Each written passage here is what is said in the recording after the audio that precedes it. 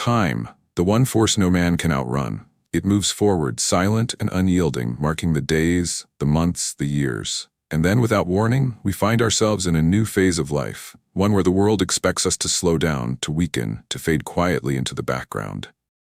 But some refuse. Some do not bend so easily to the weight of years. Some stand, strong and steady, defying expectations, pushing against time's silent hands. They wake each morning with purpose, their bodies still agile, their minds still sharp, their will unbroken, and they are rare. If you are between 70 and 80 years old and you can still do these 8 things, you are not ordinary.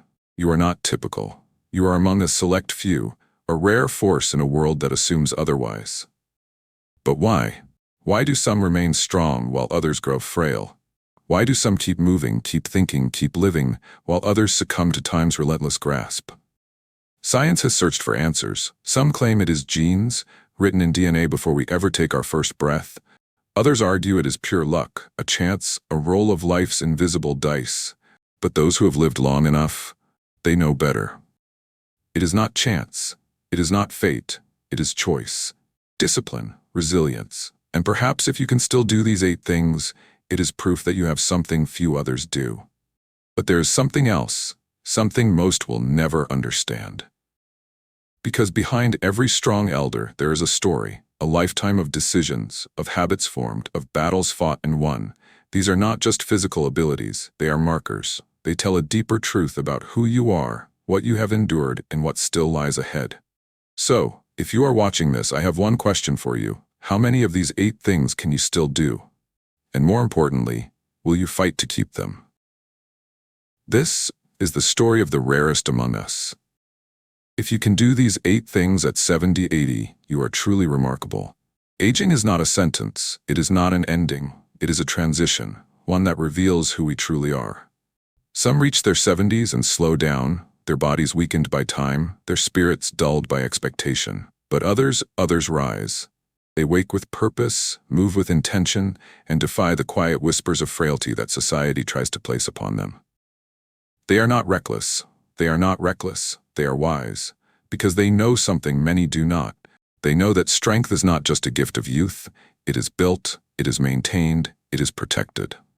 But here's the question most never ask. What separates those who thrive in their later years from those who merely exist? What are they doing differently? And more importantly, could you do it too? In the next 2 hours, we are going to uncover the truth about aging. Not the version you've been told, not the warnings or the limitations, but the real, undeniable truth about what it takes to keep moving forward with strength, clarity, and independence. Because if you are between 70 and 80 years old, and you can still do these 8 things, you are part of an elite group, one that stands tall against the tide of time. We will look at the habits, the choices, and the unseen moments that shape the strongest among us. We will meet those who refuse to surrender to weakness and hear their stories. Stories of resilience, of perseverance, of small, everyday victories that most people take for granted. And by the end of this journey, you might just see aging in a way you never have before. Because the truth is simple. Age only takes what we let go of. So let me ask you, how many of these 8 things can you still do? And more importantly, which of them will you fight to keep? The 8 signs of strength after 70. How many do you still have? Tell me in the comments. Which of these activities do you still do, and which ones are you working toward? Firstly, walking long distances without struggling. There's something about walking. It's the simplest thing we learn as children, one step then another, and before we know it, we are moving forward. But as we age, those steps become harder, slower, more uncertain, and yet, some still walk with purpose, with strength, as if time itself has no hold on them. According to a 2022 study by the National Institute on Aging, older adults who walk at least 7,000 steps per day are 50% less likely to die prematurely than those who don't. Their brains remain sharper, their hearts stronger, their bodies more capable. But walking isn't just about health. It's about freedom, about the simple joy of movement, of going where you please without hesitation or fear. I once met a man named Thomas. He was 78 years old, lived alone in a quiet town where time moved slower than the rest of the world. Every morning, without fail, Thomas would lace up his shoes and walk 5 miles. No matter the weather, no matter how tired he felt.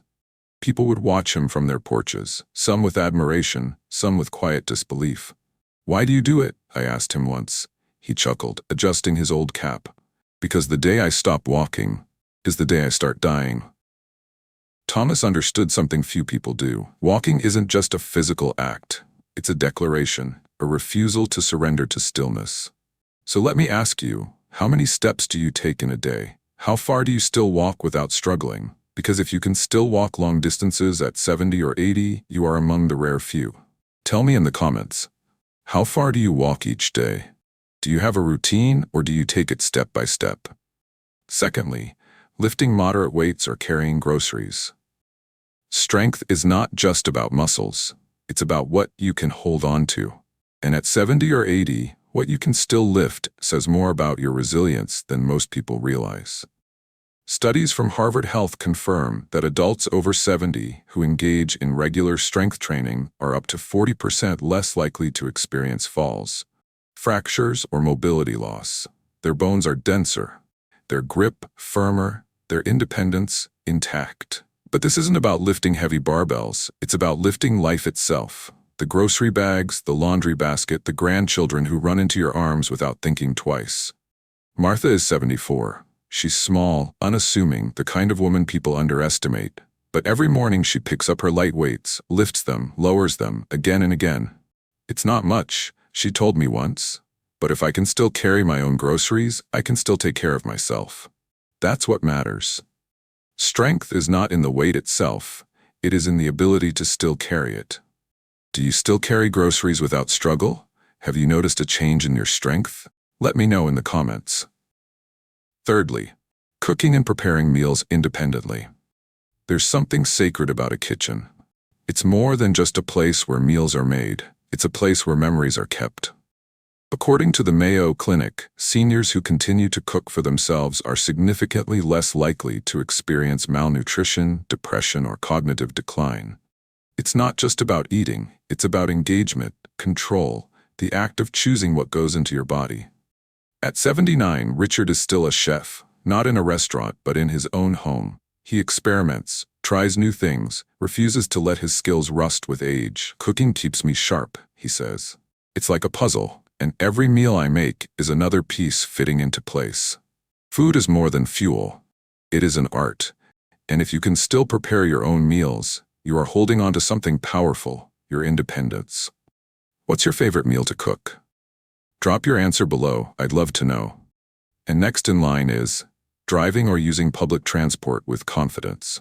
Driving is not just about getting from one place to another, it's about control, freedom, the ability to decide where you go, when you go, without waiting on anyone. Yet statistics show that by the age of 75, over 40% of adults begin to feel uncertain behind the wheel. Not because they cannot drive, but because doubt starts to creep in. Susan is 76. She still drives, not because she has to, but because she refuses to let fear take the wheel. "I know my limits," she says, "but I also know my worth. The day I give up my keys is the day I give up my choices." Confidence on the road is not about speed, it's about assurance. If you can still navigate the world without hesitation, you are rare indeed. Do you still drive, or do you prefer public transport? Let's talk about it in the comments. Another one on the list is engaging in deep conversations and learning new things. A mind that stops learning is a mind that starts fading. Did you know that seniors who engage in intellectual conversations or learning new skills are 30% less likely to develop cognitive decline? According to Alzheimer's Research UK, mental stimulation keeps the brain active, alive, connected. James is 82, and last year he started learning a new language. "Why not?" he laughs. "If I stop learning, what else is left?" Conversations are not just words. They are proof that we are still here, still thinking, still growing. Another one is dancing or moving to music. There is something about music. It has no age, no expiration date. It exists in our memories, in the rhythm of our footsteps, in the way we hum a familiar tune without even thinking.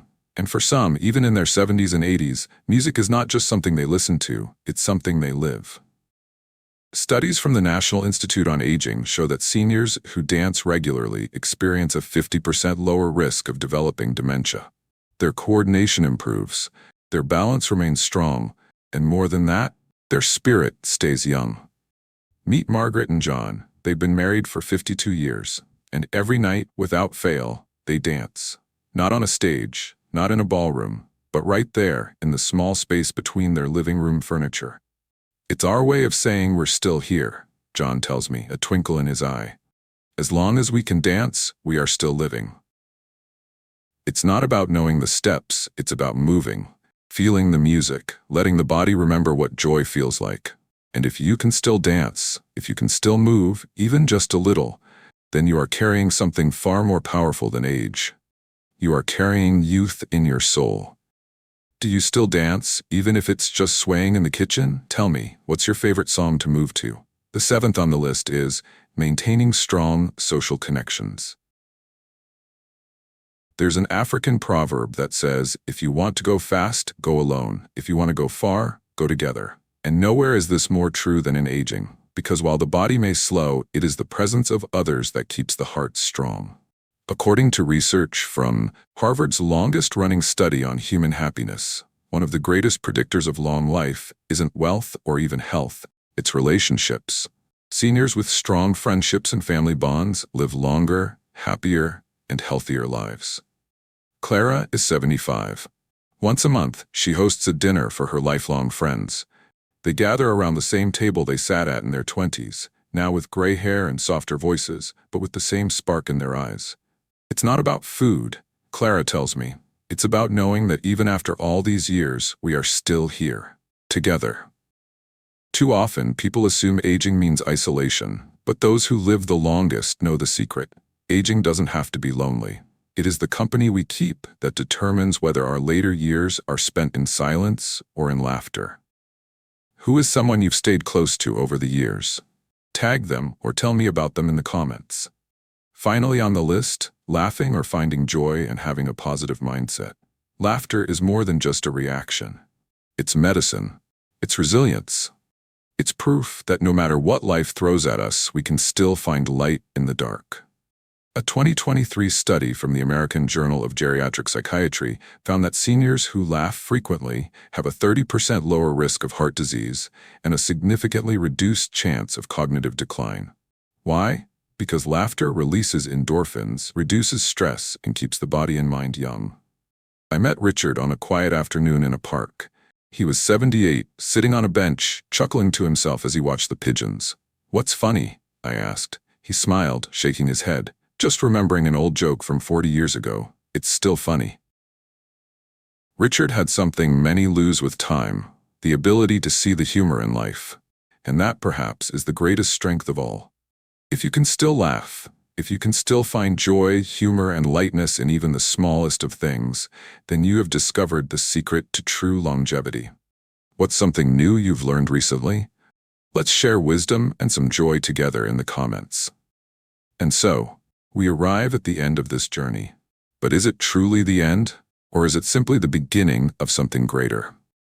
We have spoken of strength, not the kind that fades with time, but the kind that endures. We have seen that those who walk with confidence, who lift with purpose, who cook with passion, who drive with assurance, who learn with curiosity, who dance with joy, who cherish relationships, and who laugh with lightness, they are the rarest among us. And if you can still do these things, you are proof that age is not a cage, but a doorway. A doorway into a life still rich, still full, still yours. But what if some of these things have become harder? What if walking now requires more effort? What if lifting is not as easy as it used to be? What if the roads feel uncertain, the kitchen a little quieter, the laughter not as frequent? Then hear me when I say this. It is never too late. Never too late to take one more step, even if it's smaller than before. Never too late to pick up something lighter and build your strength again. Never too late to reconnect with an old friend, to try a new meal, to move to the music, even if you are sitting down. Never too late to laugh, to find joy in the simple things, the everyday things, the moments that make life feel whole. Because at the end of it all, age is not about numbers, it is about motion, about choice, about how much of yourself you are still willing to hold on to. You are not just someone growing older. You are someone who is still here, still moving, still learning, still living. So, I ask you one last time, how many of these 8 things can you still do? And which ones will you fight to keep for as long as you can? Age takes only what we let go of. Let's talk. Share your thoughts below. Which of these activities do you still enjoy, and which one do you want to reclaim? Let's build a space of encouragement, of wisdom, of strength. If you found this video valuable, be sure to like, subscribe, and share this wisdom with someone who needs to hear it. See you on our next video where we will be talking about 10 things that doesn't matter anymore after 70.